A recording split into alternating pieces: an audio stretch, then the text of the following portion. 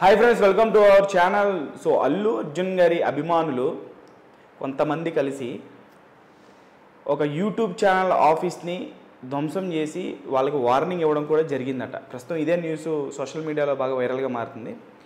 దానికి గల కారణాలు ఏంటంటే, అల్లు అర్జున్ గారి పరిస్థితి విషమంగా ఉంది. ఆయన హాస్పిటల్లో ఉన్నారు. పుష్ప 2 షూటింగ్ అయిపోయింది. పుష్ప 2 పోస్ట్ పోన్ అయిపోయింది. ఇంత చిల్లరగా దిగజారుతూ, అంటే డిగ్నిటీని కోల్పోయి వాళ్ళు థంబ్నెయిల్స్ వేసి దాని మీద చర్చ పెట్టడం, ఇవన్నీ కూడా అల్లు అర్జున్ గారి అభిమానులు కొన్ని రోజుల నుంచి మానిటర్ చేస్తున్నారు.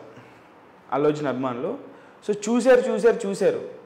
ఇంకా లిమిట్లెస్గా వాళ్ళు థంబ్నెయిల్స్ పెడుతున్నారు. మార్ఫ్ వేసేసి ఆయన హాస్పిటల్లో పడుకొని ఉన్నట్టుగా ఒక థంబ్నెయిల్ క్రియేట్ చేసి మరి దాని మీద డిస్కషన్ చేయడం.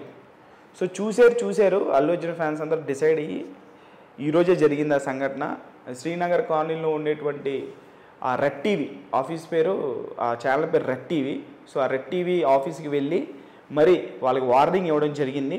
ఇక నేను ఎవరైతే నాకు తెలిసి ఎడిటర్ అనుకుంటా, ఆ థంబ్నెయిల్ చేసిన ఎడిటర్ని, సో ఆ ఎడిటర్ని అక్కడ నించోబెట్టి ఆ థంబ్నెయిల్స్ అతనితో చేతిలో పెట్టి సారీ కూడా చెప్పించడం జరిగింది. ఇంకొకసారి తప్పు చేస్తే బాగోదు, చాలా తీవ్రంగా ఉంటుంది సిచ్యువేషన్ అని చెప్పేసి ఆ పిక్చర్ కూడా నేను ఇక్కడ వేస్తాను.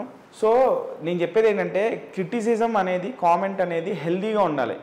హీరో మీదైనా సరే, హీరో చేసినటువంటి సినిమాల మీదైనా సరే, దేని మీదైనా సరే పర్సనల్ విషయాలకి అసలు వెళ్ళకూడదు. ఇప్పుడు హీరోల తాలూకు ఒక టీజర్ రిలీజ్ అయినా, ట్రైలర్ రిలీజ్ అయినా, లేకపోతే ఆయన ఆఫ్లైన్లో ఎవరికైనా సపోర్ట్ చేసినా, ఏం చేసినా సరే హెల్దీగా ఉండాలి, లాజికల్గా ఉండాలి. ఏం మాట్లాడినా సరే అది మితిమీరిపోయి పర్సనల్గా వెళ్ళకూడదు. అంతకుముందు కూడా ఎటువంటి సంఘటన జరిగింది.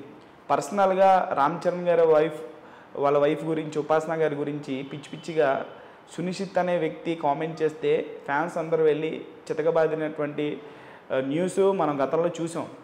సో ఇప్పుడు అల్లు అర్జున్ గారి గురించి ఇంత దిగజారిపోయి థంబ్నెయిల్స్ పెట్టి సో ఇలా చేయడంతో అల్లు అర్జున్ గారి అభిమానులు కూడా గ్యాదర్ అయ్యి ఆ ఆఫీస్కి వెళ్ళి వార్నింగ్ ఇచ్చారు. ఫ్యూచర్లో ఏ హీరోకి ఇలా జరిగినా, పవన్ కళ్యాణ్ గారికి జరిగినా, ఎన్టీఆర్ గారికి జరిగినా, ప్రభాస్ గారికి జరిగినా, ఏ హీరోకి, చిరంజీవి గారికి, ఏ హీరోకి జరిగినా ఎవరు ఊరుకోరు. ఎందుకంటే దేనికైనా సరే ఒక లిమిట్ ఉంటుంది.